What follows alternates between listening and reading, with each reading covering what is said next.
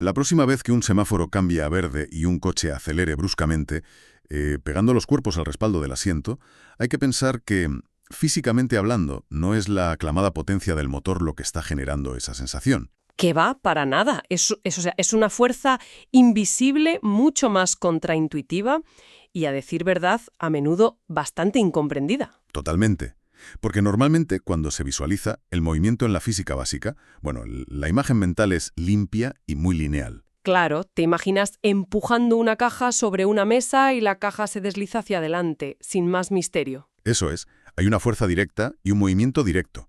Y el cerebro humano procesa esa relación de causa y efecto sin ningún esfuerzo. Pero el problema surge justo en el instante en que las cosas empiezan a girar. Al pasar de la simple traslación a la dinámica rotacional, pues esa intuición lineal se desmorona por completo. Ya no basta con empujar con fuerza bruta, ¿verdad? Exacto. De repente entran en juego ángulos críticos, distancias perpendiculares y ejes invisibles. Si no se entienden las reglas geométricas de este nuevo entorno, la intuición sencillamente falla estrepitosamente. Por eso la misión de esta exploración a fondo es precisamente desmitificar ese mundo rotacional. Vamos a diseccionar esa fuerza invisible conocida como torque o par motor para entender por qué realmente giran las cosas. Y, sobre todo, vamos a traducir esa física pura de pizarra a la experiencia completamente tangible de conducir un vehículo por una autopista. Sí, porque para lograrlo hemos cruzado datos de varias fuentes fascinantes. Tenemos manuales técnicos de ingeniería sobre bancos de pruebas, unas clases magistrales en vídeo sobre dinámica rotacional pura y unos análisis gráficos súper detallados del rendimiento real en las ruedas de un automóvil. Y toda esta documentación apunta a una sola idea central. O sea, es imperativo separar el cómo del por qué. Claro, la cinemática de toda la vida. Eso es. La cinemática tradicional se limita a describir el movimiento. Te dice, bueno, a qué velocidad gira una rueda o un engranaje. Pero la dinámica rotacional, que es verdaderamente el núcleo de las fuentes que hemos analizado, profundiza en las causas subyacentes. Explique exactamente qué tipo de interacción física es capaz de vencer la inercia y generar esa rotación desde cero absoluto. Exactamente. Vale, vamos a desgranar esto. Antes de meternos bajo el capó de motores complejos o analizar curvas de aceleración, necesitamos aislar esa causa fundamental utilizando la herramienta más simple posible. Sí, empezar por lo básico es clave para no perderse. Las fuentes proponen visualizar esto con un escenario muy cotidiano. Pensemos en intentar abrir una puerta inmensamente pesada, en plan la puerta de una cámara acorazada de un banco. Uf, de esas que pesan toneladas. Eso mismo, si alguien apoya las manos justo al lado de las bisagras y empuja con todas sus fuerzas, el esfuerzo es titánico. O sea, el cuerpo entero puede estar haciendo fuerza, pero la puerta apenas cede 1 milímetro. Mientras que si esa misma persona camina, no sé, 1 metro hacia el extremo opuesto, justo donde está el picaporte, y aplica exactamente la misma cantidad de fuerza física, la pesada puerta cede con total suavidad. Es alucinante, porque la masa de la puerta no ha cambiado para nada. Y la fuerza muscular que ha generado esa persona es idéntica. Lo único que ha variado es la distancia respecto al punto de giro. Esa analogía se traslada a la perfección al experimento de la llave inglesa que vemos en la clase magistral en vídeo. Totalmente. Porque el torque, que es verdaderamente un motor de cualquier rotación, no es simplemente aplicar fuerza bruta sin sentido. Es el producto de multiplicar la magnitud de esa fuerza por lo que en ingeniería se denomina el brazo de momento. Ese famoso brazo de momento es el secreto de todo esto. Básicamente es la distancia perpendicular desde el eje de rotación hasta la línea por donde viaja la fuerza que estamos aplicando. Y el experimento del vídeo lo demuestra de una forma visual muy impactante usando un dinamómetro manual. Que bueno, para visualizarlo es una pequeña herramienta con un resorte que sirve para medir la tensión. Sí, como esos pesos de gancho para las maletas, más o menos. Exacto. Pues al conectar este dinamómetro muy cerca de la tuerca en la llave inglesa e intentar girarla, el resorte se estira al máximo. El medidor marca 6 newtons de fuerza, requiriendo un esfuerzo físico enorme para apenas lograr un movimiento minúsculo del metal. Y luego viene la magia. Porque al deslizar ese dinamómetro hacia el extremo del mango de la llave inglesa, alejándose del centro de rotación, la lectura de la fuerza necesaria cae en picado. Hasta registrar apenas 1 newton, fíjate. El brazo de momento actúa, literalmente como un multiplicador silencioso de la fuerza humana. Pero el documento añade una capa de complejidad crucial aquí, y es sobre la dirección de esa fuerza.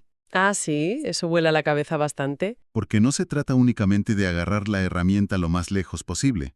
Si alguien sujeta el extremo de la llave inglesa y en lugar de tirar hacia un lado, tira en línea recta alejándose del tornillo, es decir, de forma paralela a la propia herramienta, pues no pasa absolutamente nada. Nada de nada. El tornillo se queda totalmente inmóvil. Y esto es algo que rompe los esquemas al principio. Porque si tirar con fuerza bruta en línea recta no logra nada, significa que la magnitud de la energía no sirve absolutamente de nada si el ángulo es incorrecto. Claro, es que si la línea de acción de la fuerza pasa exactamente a través del punto de rotación, el torque es matemáticamente cero. Cero patatero. Se podría utilizar, no sé, maquinaria industrial para tirar de esa llave inglesa hasta partir el metal por pura tracción y el tornillo jamás giraría. Y matemáticamente esto se explica de una forma muy elegante mediante lo que las fuentes describen como un producto cruz tridimensional. Ah, sí, el vector R cruz F. Eso es, el torque se define así, R cruz F. La letra R representa el vector de posición, que viene a ser el brazo de momento que decíamos, y la F es el vector de la fuerza aplicada. Y un producto cruz no es una multiplicación normal de toda la vida. ¿No? Requiere que ambos vectores sean perpendiculares para tener la máxima eficacia. Cuando se tira de la llave inglesa con un ángulo perfecto de 90 grados, la física crea un nuevo vector invisible. Y para visualizar hacia dónde apunta ese vector resultante, el vídeo introduce la famosa regla de la mano derecha. Que es súper práctica, la verdad. Muchísimo. Si imaginamos que la mano derecha agarra el eje de rotación y cerramos los dedos siguiendo la dirección en la que gira la herramienta, pues el pulgar extendido señala la dirección geométrica del torque. Claro, si se está apretando un tornillo hacia la derecha, el pulgar apunta hacia abajo, como penetrando el material.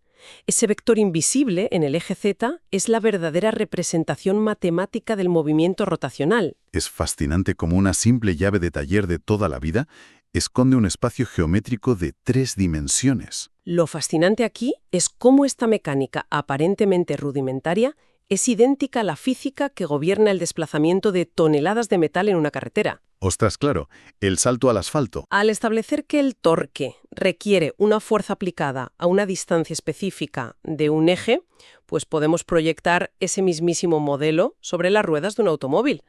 En lugar de un brazo humano empujando una llave inglesa, tenemos la energía de combustión de un motor, que se transfiere hasta el eje de la rueda. Y el brazo de momento en este nuevo macroescenario es la distancia desde el centro del eje hasta el punto de contacto del neumático con el asfalto. Es decir, el radio de la rueda. Un segundo, porque aquí la teoría física choca de frente con el marketing de todos los días. O sea, si el torque es verdaderamente esta fuerza fundamental capaz de vencer la inercia rotacional y mover un coche pesado, ¿por qué los anuncios de televisión y los concesionarios nos bombardean única y exclusivamente con los caballos de potencia? Es una muy buena pregunta. Da la sensación de que la industria entera ha decidido glorificar una métrica mientras ignora por completo la fuerza que literalmente nos saca de un semáforo. Suena a que se está valorando lo equivocado. Esa confusión está profundamente arraigada en la cultura popular, pero las fuentes técnicas son tajantes a la hora de separar ambos conceptos durante la fase de aceleración. A ver, explícanos esa separación. Pues cuando un vehículo está completamente detenido frente a un semáforo en rojo, su inercia es inmensa. Lo único que puede romper ese estado de reposo inicial es el torque que llega al asfalto. Vale, la fuerza de empuje inicial. Esa es la capacidad pura de aceleración inicial. Es el empuje violento que presiona el cuerpo humano contra el respaldo del asiento al pisar el pedal a fondo. La potencia, por el contrario, es una magnitud compuesta. Es decir, que necesita de otras cosas para existir. Físicamente, la potencia es el resultado de multiplicar ese torque por la velocidad a la que gira el motor o las ruedas. Entonces el torque inicia el movimiento de la masa masiva, pero la potencia es el concepto físico que mantiene a esa masa moviéndose rápidamente a lo largo del tiempo, luchando contra fuerzas constantes como la resistencia del aire, por ejemplo. Exactamente. Es como la diferencia entre tener la fuerza bruta para mover una roca muy pesada 1 metro y tener la capacidad de mantener esa roca rodando velozmente cuesta abajo durante un buen rato. De ahí que un vehículo industrial, no sé, como un tractor enorme, posea un torque descomunal capaz de arrastrar toneladas de peso muerto desde el reposo absoluto, pero tenga una potencia relativamente baja. Claro, lo que le impide superar, pues, los 40 kilómetros por hora. Mientras que un coche deportivo de Fórmula 1 está diseñado para equilibrar ambos factores, logrando no solo vencer la inercia súper rápido, sino multiplicar ese empuje a altísimas revoluciones para mantener velocidades de 300 kilómetros por hora frente al violento muro aerodinámico. Así es. Y aquí es donde entra en juego otra maravilla mecánica para gestionar todo esto. Aquí es donde se pone muy interesante. Porque si llevamos esa idea al funcionamiento interno de un automóvil convencional, nos topamos de bruces con el gran defecto del motor de combustión interna. Sí, su talón de Aquiles, por así decirlo. Este tipo de motores no puede generar ese torque masivo de forma constante. Tienen lo que se llama una banda de eficiencia muy estrecha. Si conectáramos el motor directamente a las ruedas sin ningún tipo de intermediario, el coche apenas podría arrancar o, lo más seguro, se calaría de inmediato. Se necesita urgentemente un traductor mecánico para manipular esa fuerza bruta. Y para entender cómo funciona ese traductor, que es la famosa caja de cambios, imaginemos estar a los pies de una colina muy empinada en una bicicleta, preparándonos para subir. Me gusta esa analogía. Al utilizar el engranaje más grande de la bicicleta, el plato grande, que equivaldría a una marcha alta en un vehículo, el conductor tiene que ejercer una presión sobrehumana sobre los pedales. Sí, te tienes que poner de pie y dejar caer todo el peso del cuerpo. Y aún así, todo ese peso apenas es suficiente para lograr que la bicicleta avance unos pocos centímetros. El esfuerzo muscular es extenuante porque la configuración mecánica te exige una fuerza masiva para producir un giro lento y penoso. Pero al accionar los selectores mecánicos y cambiar a un plato muy pequeño, o sea, a una marcha baja, el escenario físico se transforma por completo. De repente, las piernas giran a toda velocidad, los pedales ceden casi sin oponer resistencia, y la bicicleta asciende la colina empinada con una facilidad sorprendente. Aunque claro, a un ritmo de avance mucho más lento respecto a la distancia recorrida. Esa transformación que se experimenta sobre la bicicleta obedece directamente a un principio inmutable que las fuentes denominan la regla de oro de la mecánica. ¿Y qué dice esa regla exactamente? Pues dicta que todo lo que un sistema mecánico gana en términos de fuerza aplicada, inevitablemente lo tiene que perder en términos de velocidad, y viceversa. O sea, no se puede tener todo. Claro, un intercambio equivalente. La caja de cambios de un automóvil entonces no es más que una intrincada coreografía de engranajes metálicos diseñados para explotar esta regla al milímetro. Totalmente. Transforma la velocidad de giro del motor en pura fuerza de arrastre para las ruedas cuando más lo necesitas. Y esto se ve con una claridad abrumadora en el gráfico de rendimiento que analiza el vídeo sobre dinámica vehicular. Muestra una curva azul súper pronunciada que representa la primera marcha. Sí, esa curva dibujó un pico altísimo en el eje de fuerza. Es, vamos, pura brutalidad mecánica. Un torque inmenso confinado a una velocidad sumamente baja, diseñado exclusivamente para mover las 2 toneladas de metal desde cero. Pero la curva tiene un límite físico. A medida que el vehículo coge velocidad, la curva azul empieza a desplomarse hacia abajo a una velocidad vertiginosa. El motor literalmente se queda sin aliento rotacional, ¿no? Y es precisamente en esa caída donde el diseño de ingeniería brilla con luz propia, porque justo cuando la curva azul de la primera marcha desciende, se cruza geométricamente en el gráfico con una curva roja que representa la segunda marcha. O sea, se solapan. Ese punto de intersección exacto, esa coordenada donde ambas líneas convergen, es el punto óptimo de cambio. Si el conductor acciona el embrague e inserta la segunda marcha exactamente en ese instante, el motor empalma la entrega de fuerza sin permitir que el empuje caiga bruscamente. Se transfiere el impulso de un engranaje a otro con la máxima eficiencia posible. Es como una carrera de relevos donde el testigo es la fuerza bruta. Qué buena forma de verlo. Y luego la curva roja de la segunda marcha finalmente decae y le pasa el relevo a la curva amarilla de la tercera marcha, y así sucesivamente. Con cada cambio, el sistema cede voluntariamente un porcentaje de torque inicial para comprar a cambio una mayor velocidad de rotación. Y al llegar a la quinta o sexta marcha, la capacidad de aceleración brusca casi ha desaparecido. Pero a cambio, el vehículo es capaz de sostener velocidades de autopista con muy poco esfuerzo del motor. Es una maravilla. Y este intrincado baile de curvas y relevos nos conduce a un problema de ingeniería fundamental abordado en el documento técnico. Porque claro, hay que medir todo esto. Exacto. Si el comportamiento del torque dicta absolutamente el rendimiento del vehículo, definiendo los puntos de cambio y la aceleración bruta, pues surge la necesidad de cuantificar esa fuerza con precisión científica. Sí, no se puede calibrar un vehículo moderno con esquimaciones o a ojo de buen cubero. Se requieren cifras exactas. Entonces, ¿qué significa todo esto a nivel de pruebas reales? Puesto que es físicamente imposible colocar un motor encendido sobre una simple báscula de laboratorio para medir su empuje rotacional de forma directa, el documento detalla unos métodos indirectos súper ingeniosos. Y menudos métodos. Las fuentes hablan de medir una fuerza creando resistencia. Y oye, el texto menciona constantemente un número, la constante 716,56, dentro de una fórmula matemática. Es una especie de número mágico que la física impone a las máquinas. Si conectamos esto con el panorama general de la metrología, te diré que esa constante no tiene nada de mágico, es simplemente un puente matemático. O sea, una necesidad de conversión. A ver, explícanos ese puente. Como la potencia, el torque y las revoluciones están íntimamente ligados por las leyes de la física, los dinamómetros calculan una variable midiendo las otras dos. La fórmula establece que el momento torsor en kilogramos metro es igual a la potencia en caballos de vapor multiplicada por la constante 716,56. Y todo eso dividido por las revoluciones por minuto. Vale, entiendo. O sea que esa cifra concreta es el factor de conversión métrica necesario para alinear las unidades de trabajo, tiempo y distancia en el sistema técnico de unidades. Eso es. Permite que las revoluciones del motor y los caballos de vapor hablen el mismo idioma matemático que la fuerza de giro puro. Sin ese factor, los números no encajarían. Resolviendo el misterio matemático, llegamos a las máquinas encargadas de obtener esos datos en la vida real. Y la verdad, el documento divide estos bancos de pruebas en dos filosofías diametralmente opuestas. Sí, los dinamómetros de absorción por un lado y los de impulsión por el otro.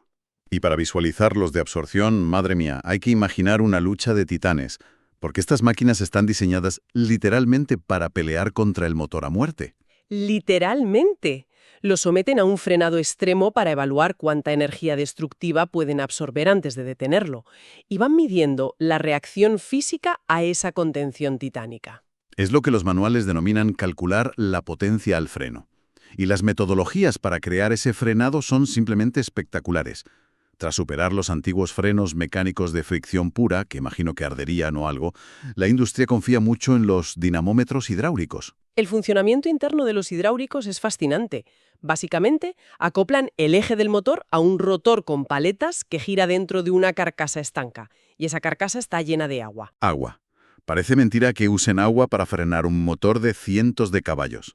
Pues sí, al introducir más caudal de agua en el sistema, la turbulencia generada actúa como un muro físico cada vez más denso. El motor lucha rabiosamente contra el agua para seguir girando y la carcasa exterior del dinamómetro tiende a girar arrastrada por esa violenta corriente interna. Y aquí está el truco genial de la ingeniería, porque el dinamómetro no mide el giro interno. Lo que mide es la fuerza que tiene que hacer externamente para evitar que la carcasa entera se suelte y salga rodando por la habitación destruyéndolo todo. Tal cual. Un brazo anclado a la carcasa transmite esa inmensa fuerza de reacción a una báscula precisa. Se mide el torque combatiendo contra la resistencia pura de los fluidos. Aunque, la verdad, al profundizar en los textos, los dinamómetros eléctricos de corrientes de Foucault me suenan directamente a tecnología alienígena, en comparación con usar agua. Es que esa es la cima de la precisión moderna. O sea, sustituyen el agua por campos electromagnéticos súper intensos. ¿Y cómo logran frenar el motor solo con imanes? Pues al hacer girar un disco metálico conductor unido al motor, dentro de un campo magnético variable, se inducen unas corrientes de remolino, que son las llamadas corrientes de Foucault, dentro del propio metal. Y estas corrientes magnéticas generan una fuerza opuesta al sentido del giro. O sea, frenan sin tocarse. Exacto. Es como intentar juntar por la fuerza dos imanes potentes por sus polos positivos. Existe un rechazo físico inmenso, una fricción brutal, pero sin que las piezas lleguen a rozarse en ningún momento. Pero claro, todo ese esfuerzo frenado sin contacto tiene que ir a parar a algún lado. Se convierte en un nivel de calor abrasador, imagino. Deben requerir un sistema de enfriamiento colosal para no derretir el equipo entero mientras miden cientos de caballos de fuerza durante horas. Sí, la gestión térmica ahí es otro desafío de ingeniería monumental. Pero bueno, el texto también explora la otra cara de la moneda, que me pareció igual de interesante. los dinamómetros de impulsión. Sí, el concepto inverso. Si los de absorción pelean contra un motor para frenarlo, los de impulsión se convierten en el motor. Exacto. Son ellos los que generan la fuerza motriz. Generan la fuerza para hacer girar máquinas gigantescas, no sé, como compresores o bombas industriales, y miden cuánta resistencia oponen estas al ser movidas.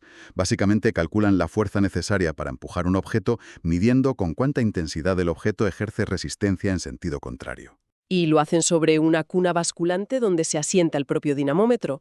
Todo se basa en medir las fuerzas de reacción. Y para ir completando este ecosistema de medición, existen escenarios donde no se puede simplemente extraer el motor para llevarlo a una sala de pruebas blindada, ¿no? Claro, hay veces que el motor ya está instalado en el chasis de un camión gigante o, no sé, en la sala de máquinas de un buque inmenso. Para estos casos extremos, las fuentes analizan los dinamómetros de transmisión. Utilizan goniómetros o pequeños medidores de deformación, que se conocen como extensómetros, y los adhieren directamente al árbol de transmisión del vehículo. Una solución súper elegante. A medida que el inmenso eje de acero macizo gira y transmite la fuerza a las ruedas, sufre una torsión microscópica. El metal literalmente se retuerce una fracción diminuta de milímetro. Y esos sensores leen esa deformación estructural en tiempo real y transmiten los datos de forma inalámbrica a un ordenador. Es asombroso pensar en el ingenio humano necesario para extraer datos matemáticos súper precisos de la microdeformación de un bloque de acero girando a miles de revoluciones por minuto bajo las tripas de un vehículo. Es ingeniería de primerísimo nivel. Bueno, al repasar el arco completo de esta exploración a fondo, hemos partido de la herramienta más básica imaginable. Un individuo empujando el mango de una llave inglesa para aplicar fuerza a cierta distancia y lograr aflojar una pequeña tuerca. Y a partir de ese principio geométrico de fuerza por distancia, hemos escalado hacia el funcionamiento vital de la caja de cambios. Entendiendo cómo se sacrifica fuerza por velocidad de giro mediante la magia de los engranajes. Y finalmente hemos llegado a la monumental ingeniería magnética y de fluidos requerida para domar, medir y cuantificar esas fuerzas invisibles en un laboratorio hipertecnológico. Creo que ha quedado plenamente establecido que el torque, esa capacidad primordial e invisible de vencer la inercia rotacional, es verdaderamente el soberano que rige las leyes del movimiento en nuestras carreteras. Y fíjate, esto plantea una pregunta importante para pensar a futuro sobre todo lo que hemos abordado hoy de ingeniería mecánica. ¿A qué te refieres? A ver, todo este análisis que hemos hecho se ha cimentado en la realidad de los motores de combustión interna, que, como hemos dicho, son máquinas esclavas de su estrecha curva de rendimiento. Sí, dependen imperiosamente de tener múltiples engranajes y de la constante aplicación de la regla de oro de la mecánica para ir entregando esa fuerza de manera paulatina sin calarse. Pero claro, los vehículos eléctricos contemporáneos operan bajo un paradigma físico radicalmente opuesto. Los motores eléctricos son capaces de entregar el máximo nivel absoluto de su torque de forma instantánea, o sea, en el mismo milisegundo en que inician el movimiento desde 0 revoluciones por minuto. No necesitan revolucionar. Madre mía, ¿es verdad? Toda la fuerza de golpe desde el segundo 1. Entonces, si toda la evolución automotriz del último siglo ha consistido en construir cajas de cambios cada vez más y más complejas para gestionar, dosificar y domar las carencias naturales del torque en motores de gasolina, ¿qué significará para la pura experiencia física de conducir y para el diseño de chasis y neumáticos? Enfrentarse a una era donde el intermediario mecánico desaparece por completo. Claro, donde la fuerza rotacional pura fluye sin restricciones desde el primer instante. Esa es la gran incógnita. Es una reconfiguración total de la física del movimiento a la que estábamos tan acostumbrados. Y de una forma casi poética, esta nueva tecnología eléctrica devuelve la sensación física del vehículo a ese ejemplo simple y lineal que planteábamos al puro inicio, el de simplemente empujar una caja sobre la mesa. Una respuesta inmediata. Una respuesta inmediata, directa y contundente, eliminando de un plumazo toda la compleja danza de engranajes intermedios.